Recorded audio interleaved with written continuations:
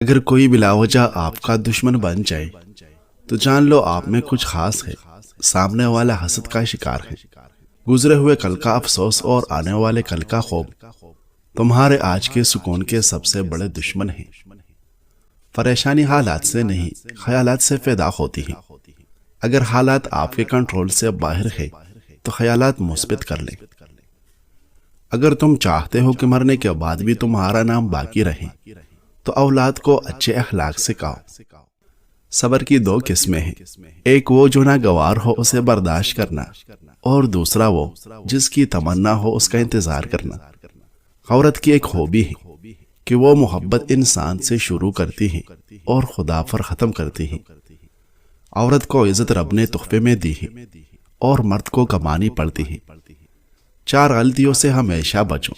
شریف کو بے وقوف مت سمجھو، مکار کو عقل مند مت سمجھو، قاتل کو بہادر مت سمجھو، اور مالدار کو بڑا آدمی مت سمجھو.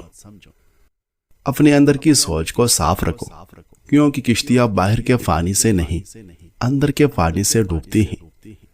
فیصلہ لینے سے پہلے 1000 بار سوچو، لیکن جب فیصلہ کر لو تو اس پر چٹان کی طرح ڈٹ جاؤ. وقت کے ساتھ بہت کچھ بدل جاتا ہے، لوگ بھی، رشتے بھی، احساس بھی، اور کبھی کبھی ہم خود بھی. نظر انداز کرنا سیکھیں. کچھ تفصیلیں زندگی کو مختصر کر دیتی ہیں. بھائی کو 3 جگہ اکیلا مت چھوڑیں.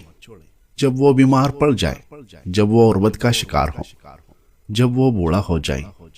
ممکن ہے دوبارہ نہ ملے، اس لیے چینل کو سبسکرائب کیجیے. شکریہ.